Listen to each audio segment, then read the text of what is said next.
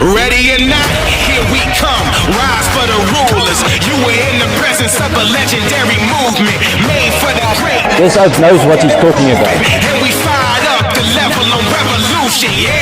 Get louder, whole city crowd. I paid off my debt. Gates head first like a wild buck. No days off. Thank you many times. This works. It's changed my life. It is still changing my life. You're going to see the difference in your life. Everybody, welcome to the Winner's Circle on the It's More Than Just Money movement channel. And as usual, I'm bringing you amazing guests that are doing amazing things, more specifically in South Africa and internationally. And today I've got nobody other than Mr. Justin Harrison. Welcome here. Thank you very much. Thank you It's for good to be with you, Thank brother. you for coming through. My pleasure. And you know, we've been having a lot of conversations before we started rolling the camera. And I wish I wish the entire conversation was captured on camera. You know, how you tell your story about where you come from, where you started, the fact that you've been homeless, the fact that you built a successful business, the fact that you do everything that you do simply because you want to give back to society. A lot of people, when they do something, they do it and then they say, how can I monetize it? Yeah. And they monetize it as quickly as they can. Now, you're a successful entrepreneur. You're an author of 7 books that you wrote within 6 months. Yeah. And you wrote these books during lockdown, and all of them are personal finance books. So which means this is something that is a part of who you are. I mean, you're not trying to teach finance. You're a walking finance person. Where does that come from, especially for a guy like you who was homeless, had nothing, started from nothing? So I'm a hustler. I'm a hustler, right? Yeah. And you can see the band He gave me this armband. Hustle makes muscle. Right? Yeah. And you know, I stumbled into the world of being an entrepreneur, a business owner. Yes. At the age of 13, because my parents couldn't afford to buy me school uniforms. They couldn't afford to give me the stuff that I needed. Mm-hmm. And I arrived in a very privileged place because I could play sports. I got a bursary to go to school. Yeah. And I arrived there and I saw all these kids had all the latest Nikes and the latest stuff. And I realized the only way for me to compete was to get some of this, right? Because their parents were giving it to them. I wasn't getting it. So the kids were from wealthy families. Exactly. Yeah. And so I think there's magic in that. It's sometimes magic to be put in a place where you are less, where you've got to fight to get out of that position. And so age 13, I started cutting hair. And, you know, by age 15, I think it was, I bought the school tuck shop, sold it back to them when I matriculated. What Bought age the school, were you? when I bought the school tuck shop, I was 15. You were 15. 15. And grade 10. So standard 8, I don't know what the new grades grade 10, are. yeah, it's So grade 10, Yeah. add 2, right? And then, you know, I by the time I matriculated, I'd already had 3 or 4 businesses under the belt. I bought my first car with 5 Rand coins from cutting hair. I had ice cream tubs full of 5 Rand coins. And you bought a car with it. I bought a car with it. And, you know, started little businesses. I was the very first person to import creatine into South Africa. It's the stuff that all the guys use in the gyms. Sold that business, got into another business. Unfortunately, got defrauded out of a lot of money. And because of my ethics and my values that I believe in and I live by, I intentionally chose to go homeless. I know this sounds really strange, but I felt a commitment How to do paying... ethics make someone intentionally go homeless? Because the only thing you have in this life is your name. It's the only thing you have. Mm-hmm. So money is temporary. Money comes and goes. Money flows. But I realized very young my name is everything. So I had a lot of debt in that business, like most businesses do. You've got a supplier here and a supplier there. And I made sure I got all of my assets together. I sold them and paid off my suppliers. I made sure the businesses got paid that were supporting me. Mm-hmm. And because of that, I lost my house. I lost my cars. I lost my clothes. I lost everything. I sold everything, literally everything. I was down to 1 suitcase. And I made sure my suppliers got paid. Mm-hmm. And it's amazing because there was a lady who came on my TikTok account from knowing me 25 years ago. And she made a comment and she says, I know this man. I know this man. I've seen him walk in and pay his accounts when he didn't have to. This man can open a line of credit anywhere on a handshake because of what he did 25 years ago. And so that, I think, is a very powerful message, right? And so I land up That being, your name is more important than money sometimes. no, not sometimes, all the time. All the time. It's yeah. the only thing you truly have. Money will come and go. There will be times in your life where you have a lot of money. There will be times in your life when you won't have so much money. Business is about good times and bad times. Yeah. But the one thing you must protect is your name. And I knew that very young because I didn't come from a family of privilege. I didn't come from a background of privilege. And so I landed up initially sleeping in the old Health and Rackets. I had friends because it was one of the businesses I originally owned, and I'd sleep in the gyms at the Health and Rackets. Eventually, I didn't want to be a burden to anyone, and I landed up on the street. And I remember that journey, and that's part of the reason why I'm so connected to helping people, because I really know what it means to struggle. I know what it means not to eat a meal at night. I know what it means to go hungry when the stomach is hurting. I know that feeling. I know what it means to eat bread only to fill the stomach. I know what that means. And so I'm very passionate about breaking that cycle. And so, you know, a lot of stories I can tell about how I got back on my feet and the journey to that. But when I eventually started making money again, I took the active decision to spend a lot less than I earn. I took the decision to live a very frugal, simple lifestyle, because I understood that money is the conduit to everything you want. And money is like any resource. If you don't manage it, you can get as much of it as you want. But if you spend too much, you're going to be in trouble. So there was a time in my life when I was starting out, I was earning $10,000 a month. Dollars? Yeah. Yeah. We talk about 20 plus years ago. Yeah. That must have been like, what, 20,000 rands? Back then, I think the exchange rate was about 5. 5 rand. Okay. And I was living on 800. And I slept on the floor for 2.5 years before I even bought a bed. Because here's the thing, I was just grateful to have a roof over my head. I didn't care about all the other nice stuff. And so I have this philosophy around money, which is in order to become very wealthy, you need to learn to accumulate it first. And most people, every paycheck they get, Catching. every single cent goes out. The debit orders hit that account by the second they've got no money. And then people wonder why they can't generate wealth. They can't generate wealth because they're not learning how to hold on to money. People think if I earn more money, I'll become wealthy. No, you won't. You earn more money, you'll spend more money. Because you're used to doing that. That's the lifestyle creep. I call it lifestyle creep. So where did you learn that from? Was it because of the first business not doing well that eventually made you to say, I don't want to see myself back there again? Because you started making money early, right? You bought the tuck shop, you operated. I was a millionaire at 20. You were a millionaire at 20. Yep. Right? And $1 million back in the day Was a lot shitload of of money. Not like today. It's not like today. Today, $1 million it is meant nothing. Right? So a millionaire then was an actual millionaire. Yep. And how did you lose that money? Maybe let's start there.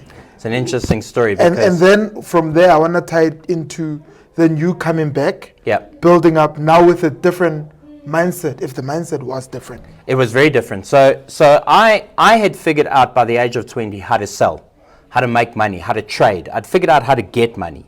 But I hadn't understood the other side of the equation. And I think this is the part that's missing for a lot of people. Most people have the ability to make money. In fact, my argument that I say is most middle class people will see more than $1 million through their hands in their working career, right? The problem is they don't know how to hang on to it. Sometimes even within a year. Exactly, right? And so that money, and it's very ironic because I was telling you I'm 8% Nigerian.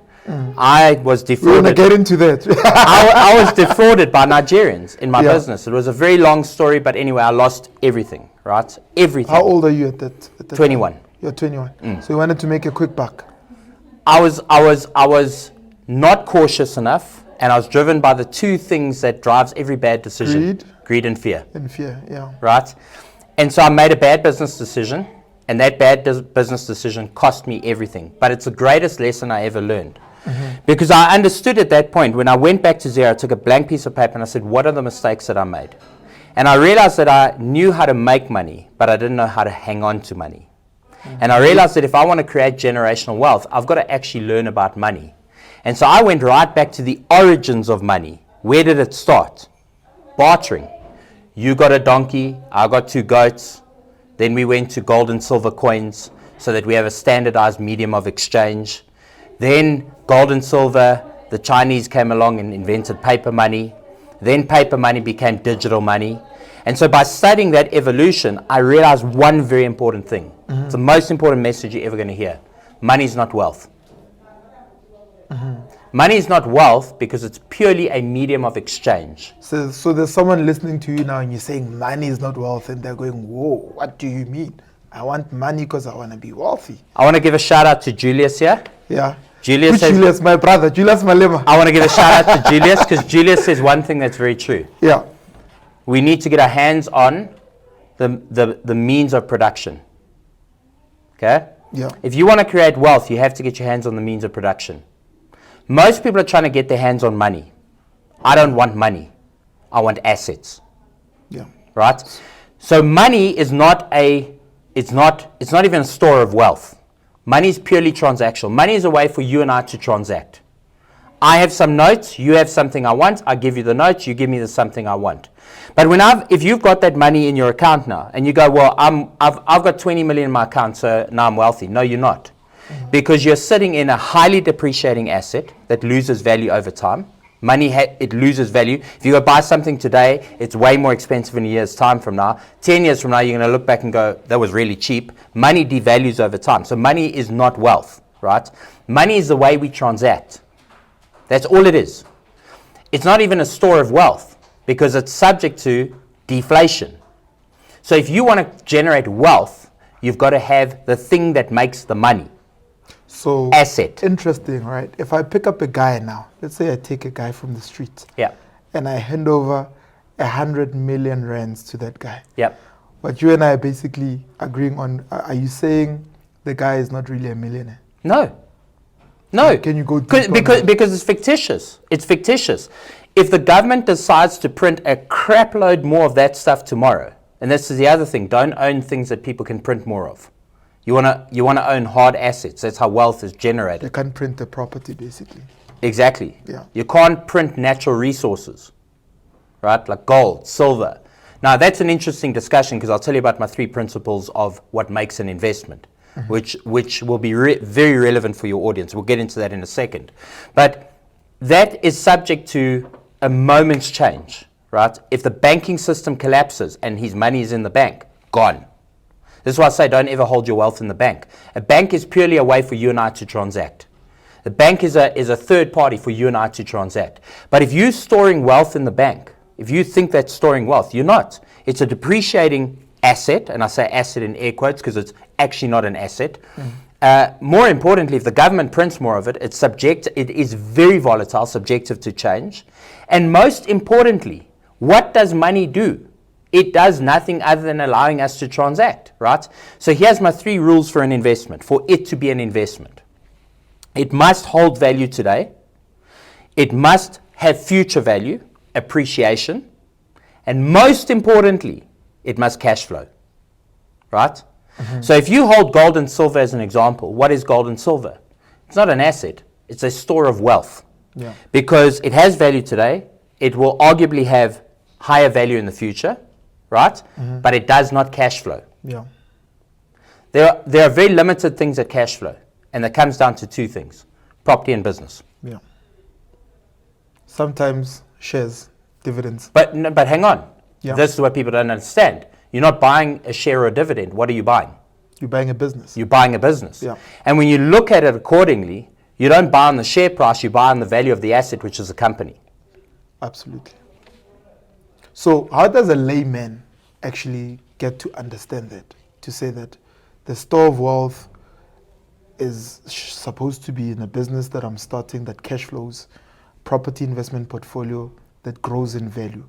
A lot of people hear people like you speaking and they're like, oh, well, I mean, I'm not him. If I'm black, I'll say, I'm not white. I didn't come from privilege. And then another one will say, I don't understand anything about business or property investing. Or I need $1 million to invest in property. Well, there's the problem, right? Yeah. So the number one thing that people should invest in is education.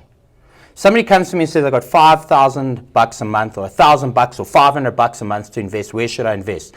They're probably expecting me to say something like stock, shares, property, crypto, whatever. And I say, no, my man, go get some education. You can't buy, invest, or participate in something you don't understand. You know why most people lose money in the property market? Because they don't understand what they're buying. You know why most people lose money in stocks and shares? Because they don't know what the fuck they bought in the first place, right? You know why most people get their ass handed to them in crypto? They don't even know what the fuck crypto is, really. They don't understand the fundamental layers of it, right? So how can you invest and buy into anything that you don't understand in the first instance? You've got to go get the education first. The most important thing you can invest in is education. I used to read 7 books a week, a book a day, right? I don't read as much anymore, and we actually had a very interesting discussion around it because I feel like I've got most of my foundational knowledge intact, and I've practiced it and proved that I understand it. Because one thing to read a book, like you can recite something to me out of a book and sound really intelligent. The difference is I want to see you have done it. Have you done the thing Have that you you're done talking it? about? And this is the problem. We've got a whole bunch of fucking people, especially this younger generation, reciting shit out of books that they read. But these acts have never got their hands wet. They've never got their hands wet. They've never got their hands dirty. The practicality You've got of to the prove thing you that you're can talking about. practically do it, right? Yeah. And so the first thing you should be investing in is don't ever buy a stock or a share if you don't know how to value a company. Brother, if you don't know how to read a balance sheet, don't ever fucking buy a stock. If you don't know how to calculate an internal rate of return, don't invest in property, right? If you don't understand the kind of property you're investing into, if you don't understand the future value of the property, if you don't understand the property market around it, if you don't understand the macroeconomic picture, right? If you don't understand the financial industry, don't be buying fucking property. And included in that, you have to understand business because you have to understand cash flow. Even on the property side. On everything, right? If you're going to put money into something, you need to understand how it works. How many people do I meet every day that go, I've invested money, I'm with a broker, and I say, where's the money? No, it's in some unit trust. Okay, what does a unit trust own? Well, I don't fucking know.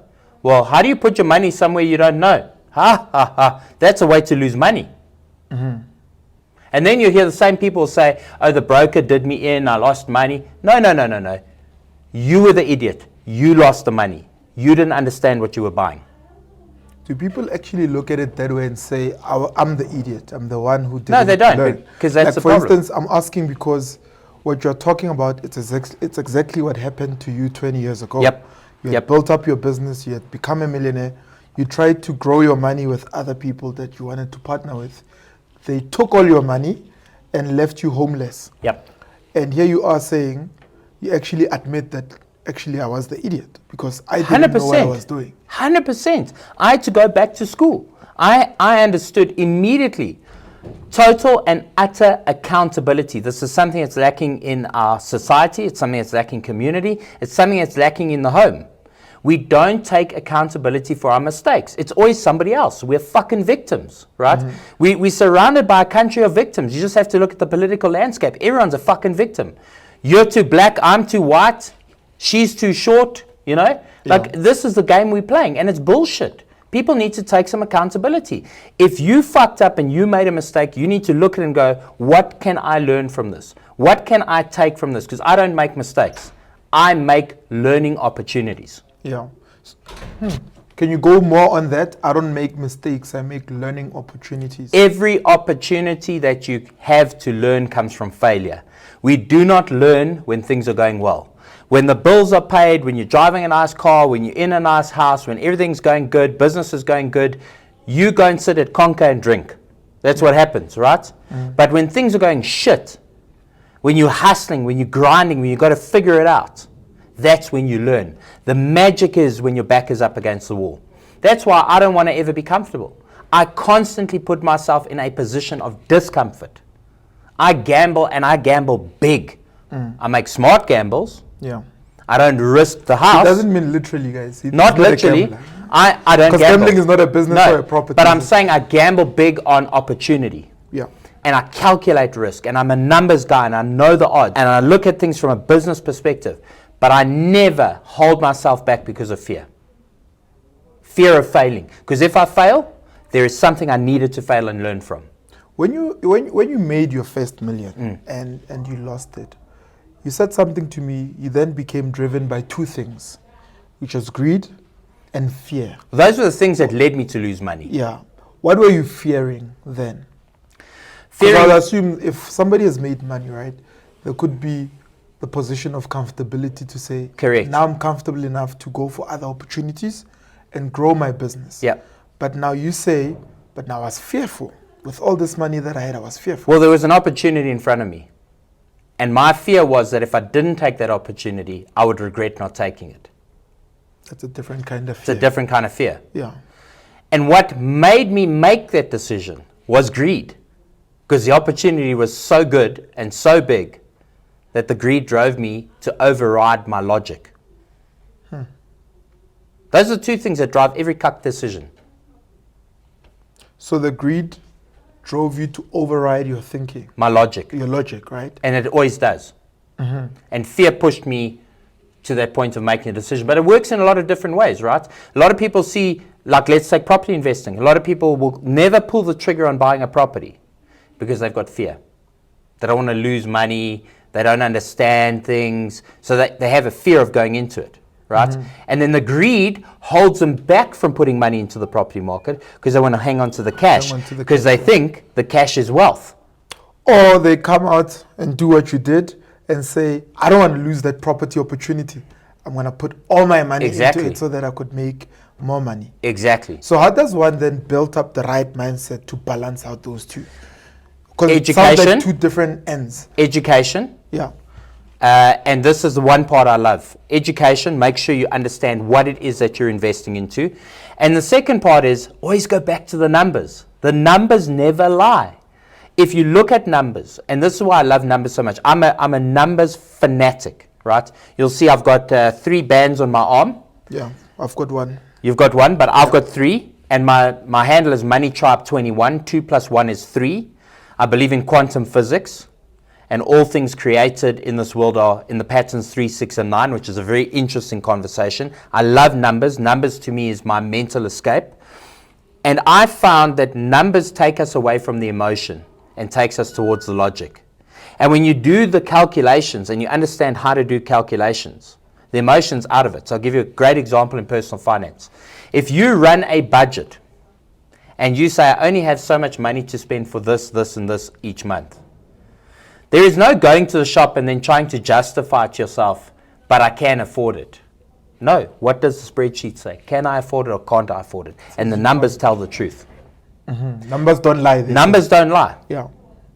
unless you've got a dodgy accountant. But the numbers generally don't lie. But you see, a lot of people don't like. I like going back to what you just said and what you said before. You said if you don't understand how to read a balance sheet, don't buy into shares or don't buy 100%. business, right? So then you're ultimately saying, go back to the basics, and the basics is develop yourself in the area of knowledge. Correct.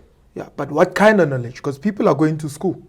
Oh, that's the biggest mistake. People are going to school and That's the they're biggest piling mistake. up degrees. Oh. And then here you are saying, get some knowledge, and the guy says, what are you talking about? I've got a PhD. So the single largest group of people that ask for financial mentorship from me are lawyers, doctors, dentists. The largest group of people are lawyers, dentists, And doctors who are asking for financial advice. People who send me messages. Why do you think that is? Why, Because, what have you because, seen? because they live in the world of academia. And academia has got nothing to do with practicality, right? 90% of the shit that you were taught at school, A, you don't remember it, and B, has no relevance to where you live today. Maths helped you a bit, language helped a bit, history, well, not really too much, because none of us really I can care. Google history. I don't need it. Thank you. And what Yeah. happened in 1947, no one really gives a crap, right? And geography, maybe if you're using maps, it might help you a little bit. What we should be teaching our kids at school is how to sell and how to manage money. Because irrespective of your career path, if you can sell and you can manage money, if you're a lawyer, you can sell yourself. If you're a doctor, you can sell yourself, right? I know lawyers and doctors that don't know the first thing about selling themselves, right? Because they've believed, the system has taught them, and this is a deep discussion, but this is the ultimate level of imperialism that's been imposed on modern man, Yeah. right? Is go get an education, then come out and you'll have a good job, right? And work for some paper money so that you can go and buy some food. We've commercialized food, we've commercialized water, we've commercialized everything. We've exchanged the whips and chains of slavery for money and giving people the illusion of choice. And this is where the education system fails us.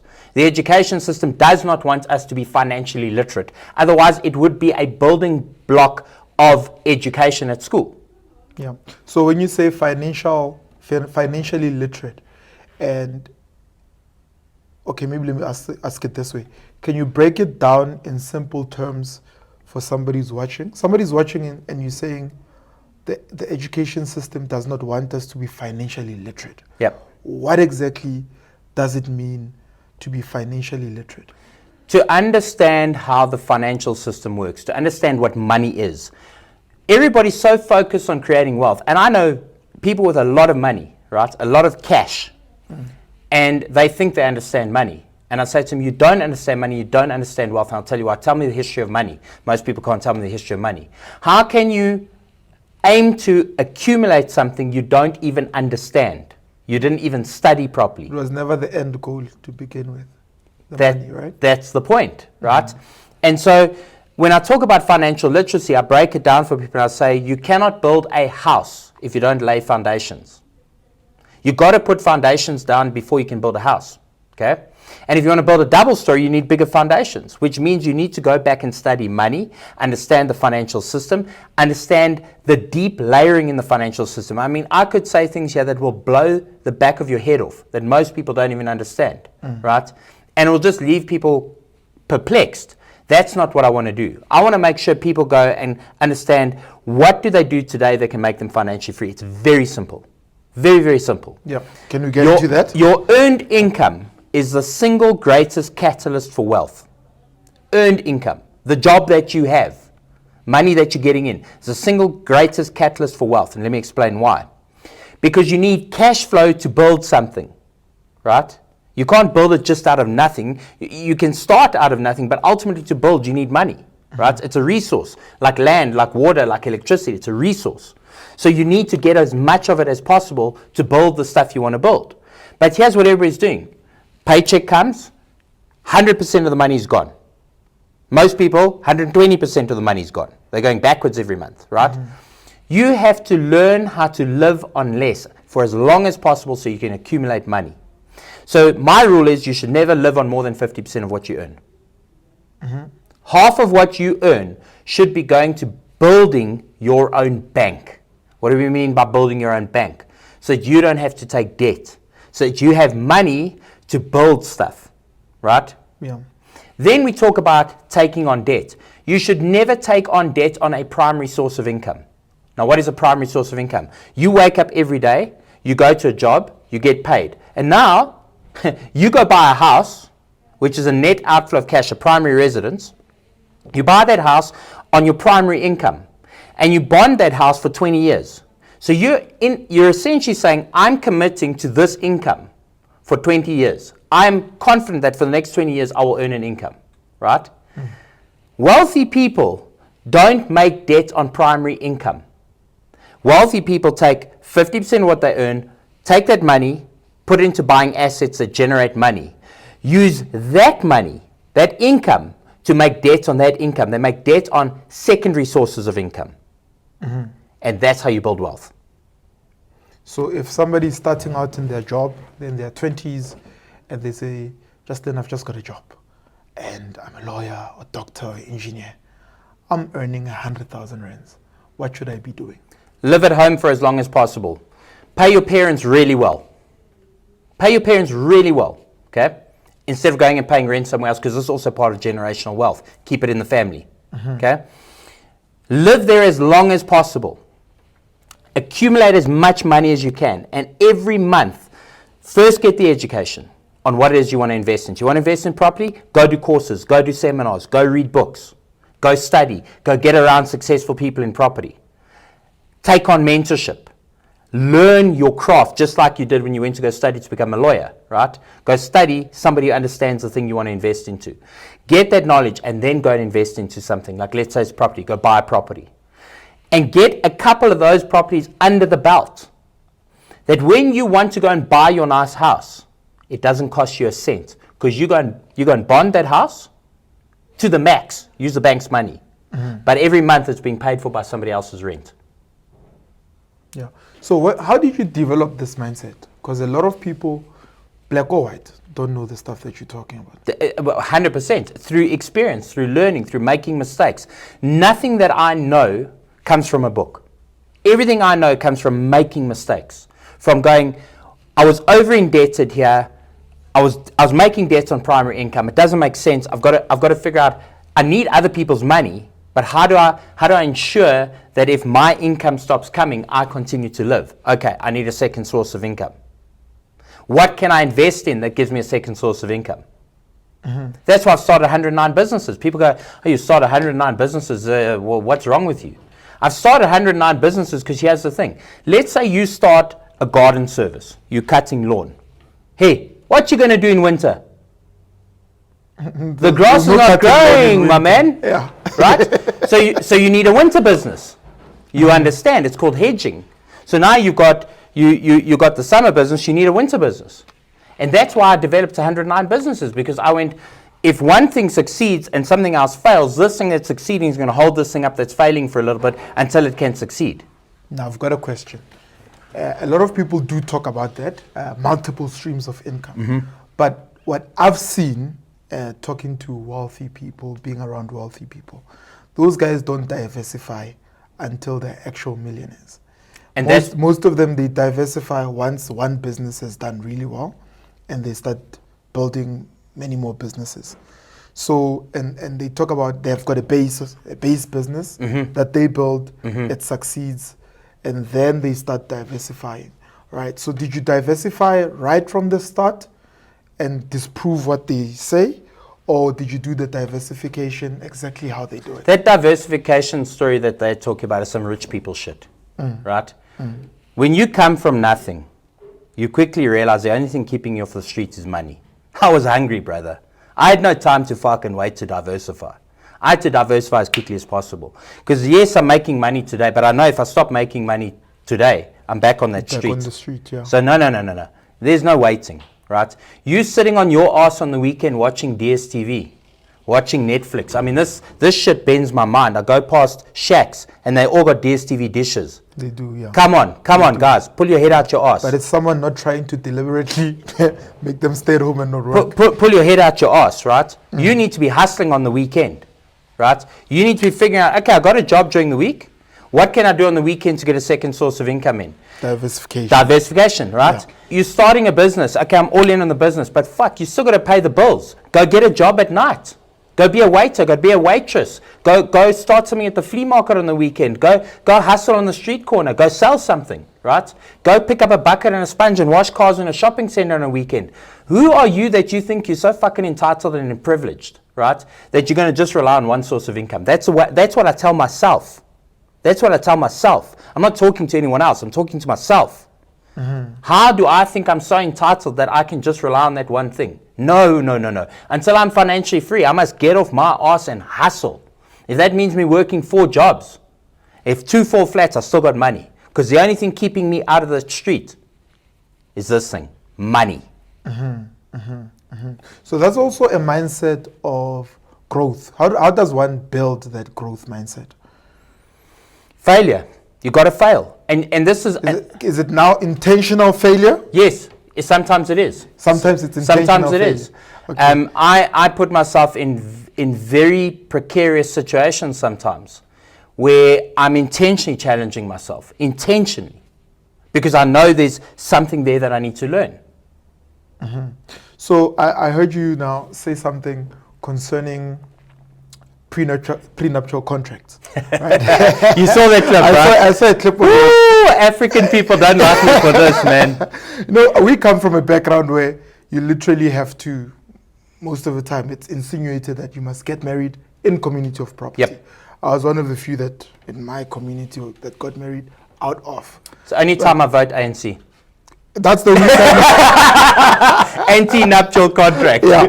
So that's a part of asset protection in and of itself. Yep. Right? Not even against divorce or anything, but literally protecting the family. Can you go deep on that? And I think this is a very deep conversation, right? So I want to take this back a couple of layers before we get to the money side of things, because I think there's a deeper thing here. Sure. My wife and I have both been married previously. Sure. And we then got married second time to each other, and we saw the mistakes of getting divorced. We saw what happens. The person you marry is not the person you divorce. The person you marry is happy, they love you, you get divorced, you quickly see it all turns to money. So about who gets what, and especially can the kids be used as leverage to get money from the other partner. There's a lot of things that go into it, right? So we wrote a divorce contract, not a prenup, not an anti-nuptial contract, although we have that in Not place. ANC. Not ANC. We had a divorce agreement. We went and we wrote out a divorce agreement and put it with the lawyers. Listen, if we get divorced, this agreement's already in place. Now, a lot of people said, oh, then why even get married? I'll tell you why. Because when you write a contract like that, you very quickly see who the other person is.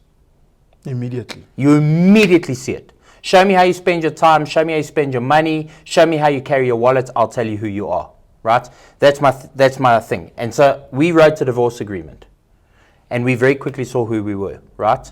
So that's really important. You get to know who you're really marrying. That's so important. Because the partner you put your head down next to is going to have the biggest impact on your life forever. You wake up in the morning, if he or she's in a bad mood, you're going to be in a bad mood. Right? So that's very, very important.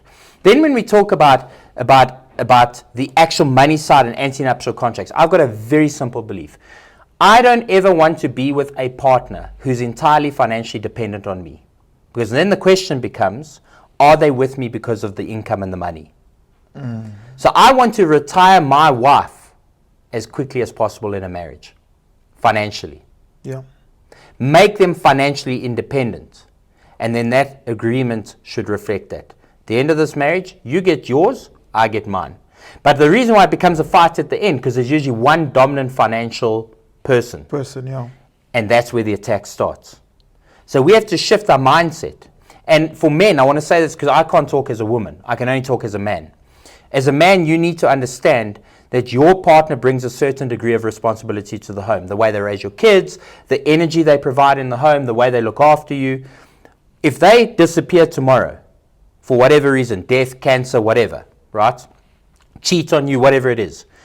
What will it take for you to replace that person? Quantify it as a number, financial, and you'll be horrified what that's going to cost you. Make no mistake, marriage is a business. And how does marriage play a role in helping you build or destroy your wealth? The person you marry is the single most important choice you will ever make financially. If you marry someone who does not have the same value system as you financially, who doesn't have the same outlook as you, they don't have to have the same intellect, but they have to have the same value system. They must want not money, but freedom. If you're hanging around chicks who only want Gucci and Prada, sorry for you, your life's going to be shit.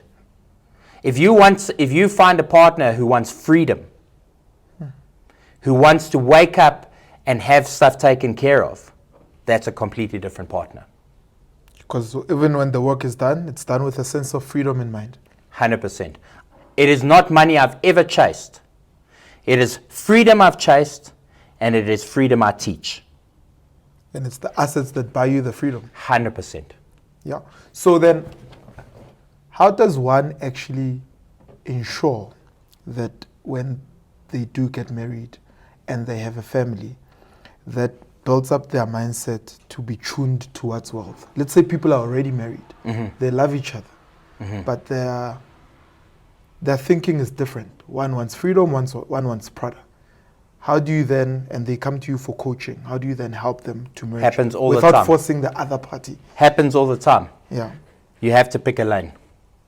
Did you marry the right person? If not, get divorced, move on. I know people don't want to hear this. You can't turn something into something that it's not. So if our values, if we married for 10 years and 10 years later we find out that we're not aligned, well, we must go our separate ways. We must go our separate ways. And the problem is, so many people sink themselves trying to save something that's not worth saving. I have this discussion with people all the time. Because it's too late for me, I'm already married. So it's never too late. It's never too late to be brave enough to make a different choice. But you have to decide, because in life everything is about, you have to give up something to get something. Everything. Yeah. You want to be in shape, so you got to give up cake. Right? Absolutely. You want to be financially free, you got to give up consumerism. There's always a price to pay. There's you a say. price to pay, and you Yeah. have to decide, is the thing that you want worth the price to pay? And some people say, you know what, my wife loves Prada, I'm going to be a slave to it because I love her more than I love becoming financially free. That's okay. But you gave something up here to get something here. And that's okay, that's your choice. But I'm telling you, the two will never meet. It's an opportunity cost, basically. It's an opportunity cost, 100%. The two will never meet. So I can tell that you've got a very strong mindset, Mm-hmm. and not many people have that kind of mindset. A lot of, especially nowadays, Yeah. right? How does one develop their mindset to be at that level, right? You've bounced back from losing all your money. You've bounced back from divorce. A lot of men are finished by Yep. divorce, Yep. right? You're right. And you've bounced back from those things. What drives that mindset? And what are the things that you can share with people that you know have helped you to rebuild when you lost your marriage, when you lost your business, when you lost everything? Stop being a victim and take total and utter accountability. Stop allowing yourself to blame anything else. Stop allowing yourself to blame the ex-wife, the ex-husband, the ex-business partner. Yeah. Stop blaming other people. Stop being a victim. Look in the mirror and say, I am responsible for every choice I make, good or bad. When I buy the Rolls Royce, it's my fault. When I lose all my money, it's my fault. You know, you're reminding me of something. Someone said, we are all self-made. Only successful people admit it. 100%. 100%. This is why I have a problem with a politician driving a Maybach. Right? I don't care if a businessman drives a Maybach. I have a problem when it's on my tax money. Yeah. Right? Yeah. And it comes from that total and utter accountability. I believe that entrepreneurs are the backbone to changing the world. I don't believe it's done through policy and government. I think they assist the process if they do it correctly. Yeah. But government has no business being in business. Entrepreneurs will change the world because the flow of money is what determines our creativity and our ingenuity to solve problems. We have to be rewarded for the problems we solve. And part of that process of being an entrepreneur, and I think that's potentially even the deeper thing that's made me who I am, is being an entrepreneur. I've got no one else to fucking blame. If something goes wrong, it's my fault. If your staff don't get paid, whose fault is it? It's my fault. It's your fault, Yeah. right? If you don't get sales through the door tomorrow, is it your salespeople or is it you? It's my fault. It's your fault. Yeah.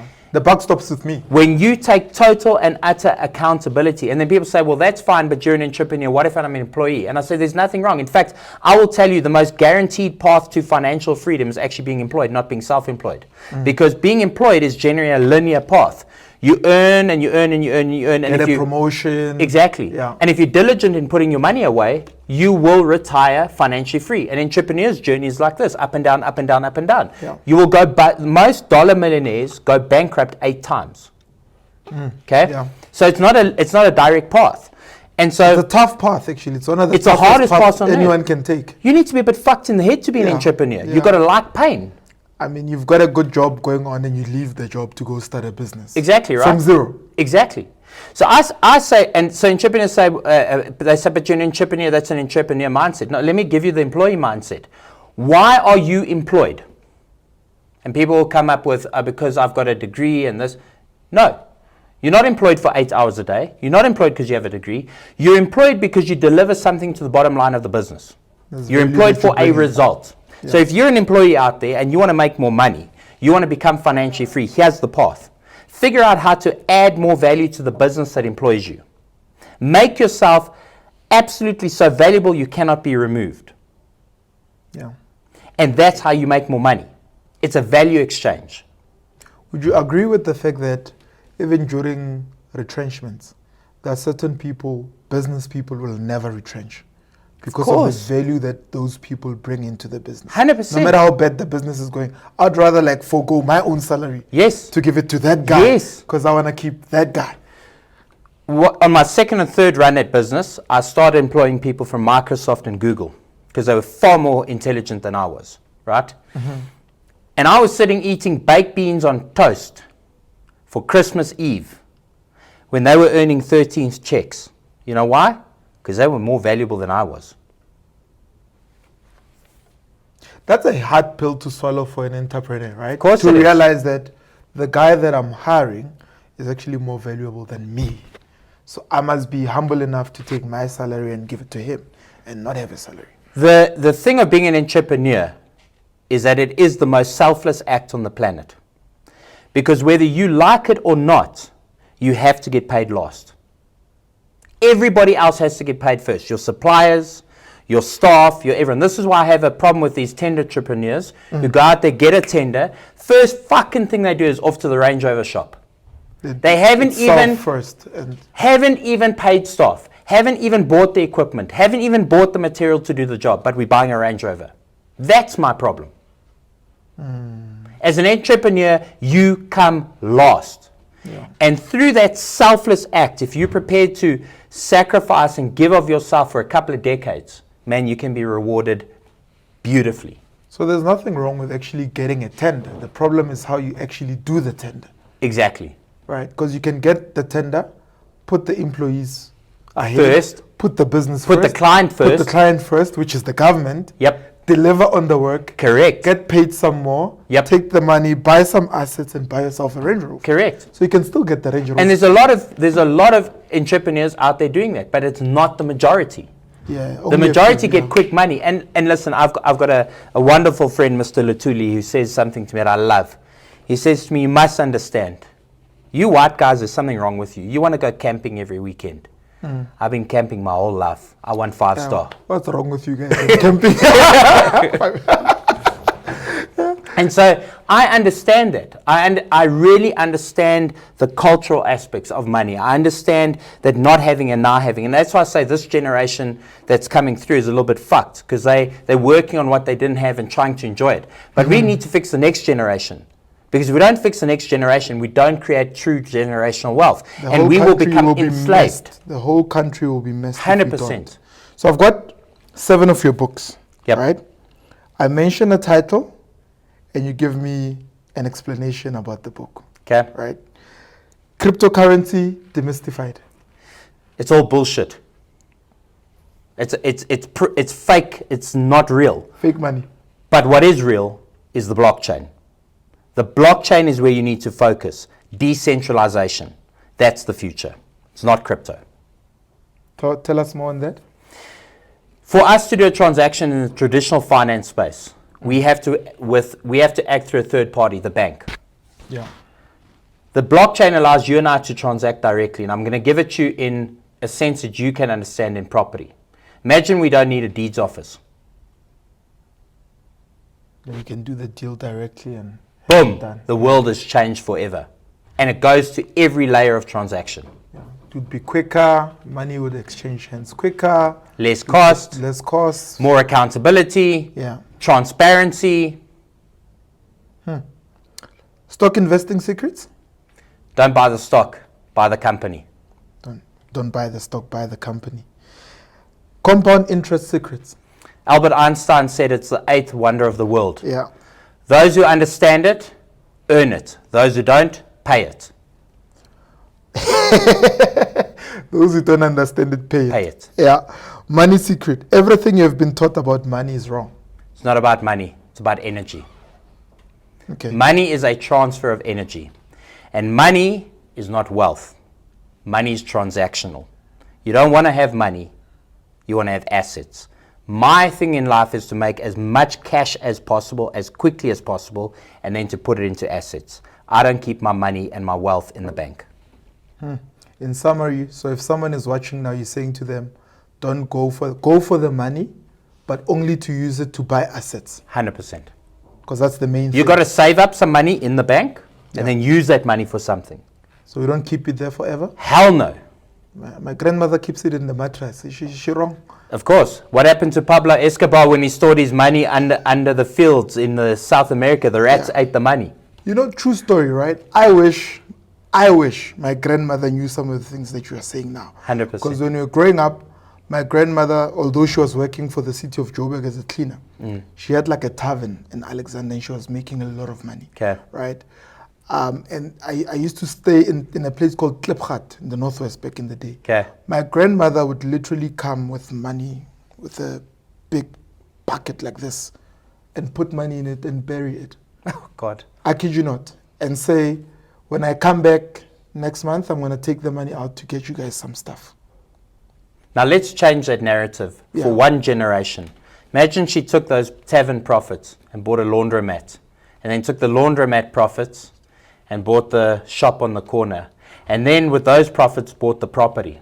Yeah. How different would your life be today? My grandmother would be one of the wealthiest people you know. Because she didn't understand. Yeah. Money's transactional. It's transactional. She thought the money is the actual thing. And in actual fact, somebody defrauded her of 500,000 rands in the year 2000. And how much money was that There's back a lot then? of money. Eh? That is a lot of money. Probably in today's value would be like what, 5 million? And I just Or want to more? say this. This is why you and I are conduits for a message. To break the generational curses, we Yeah. have to educate. To break the generational curses, we have to educate. So, in actual fact, you are saying that ignorance is a curse. 100%. It ain't bliss, it's a curse. It's a curse. We've changed it, guys. Ignorance is a curse, not a bliss. 100%. All right? How to retire rich? Understand that retiring rich is about designing your lifestyle up front. The person who wants to retire with a mega yacht and a helicopter has to have very different goals than the person who wants to retire by the beach or by the river or by the bush with a simple house and simple things. So I tell people, design your retirement up front and work towards that. When you get money and you get wealth, you understand that your possessions possess you. And there is no state of permanence around ownership. We never own anything, actually. We are simply custodians, and I'll give you the greatest example. Yeah. When you first make money, you buy an apartment or you get into an apartment, right? Then you get 2.3 children, you need a bigger house. So you get rid of the apartment, you get a house. Then the children leave the house. Then you want to go back to the apartment. Then you go back to the apartment, you get old, the knees don't work. Like, I You don't wanna can't go go up the upstairs, stairs. you got to be, nothing is permanent. Yeah. So design and live your life for the end, not for now. Most people are living for the now. Live for when you're old. Because at 65, you stop the ability to earn money. Most people. So live not for now. Live for when you're getting older. Marriage and money? Divorce contract. Touchy subject. eh? Divorce contract up front. Make sure that you are both financially independent. And then you'll really know what love is about. Both must be financially independent. Correct. That doesn't mean that he or she both have. My view is, because I'm a strong alpha male, I believe the man should work and the woman should raise the children. And the reason why I believe that is because I don't want my kids being poisoned by an education system with both parents working and we give our kids over to somebody else to indoctrinate them. I'm going to indoctrinate my own children, thank you very much. So my wife must be the core matriarch in the home. I must provide, but having said that, I must make sure she's retired financially, because then we're both independent. Absolutely. Passive income secrets? Never, ever, ever, ever live your life on a primary source of income. You need to make passive income. And when you get passive income, you can become financially free. Financial freedom is not about a number in the bank. People think if I got 10 million, I'm financially free. No, you're not. If you have money that comes at you every month and you don't have to exchange labor for it, and it covers your bills, you're financially free. That's passive income. Absolutely. So, what we usually do when we end off the show is for you to look at the viewer at home and give them the core message. Justin's core message, you know. Spend less than you earn, very important. If you do not spend less than you earn, you're always going to be enslaved. Understand that money is just like any other resource, like water out of the tap. If you leave that tap open, it will eventually run dry. Money is a resource. And thirdly, and most importantly, when you spend money, you don't buy things, you buy emotions, you buy a feeling. And people spend the most amount of money to impress the people they like least. So stop being a dumbass and take control of your money. Stop being a dumbass. All right, guys. That was one of the most amazing interviews I've ever had in the Winner's Circle. And we're all starstruck in the studio right now. And we are saying, Justin, amazing work that you are doing. Thank you, brother. I appreciate you. I appreciate your time. I appreciate your message. May it grow to reach more people. Right? We hope so. May more Africans' eyes be opened. May people buy assets. May people grow their businesses. And yeah, may we build a prosperous society and a prosperous country. Because I can feel it in you, man. That's what you want. 100%. You know, so thank you for gracing us with your presence. And yeah, remember to like the video, comment, let us know what your thoughts are. First, hit the like button. Yeah. Make sure you subscribe. Yeah. Drop us a comment down below. We want to hear from you. All right. And that's it from me and Justin. It's more than just money. Have a lovely, lovely, lovely day. Cheers.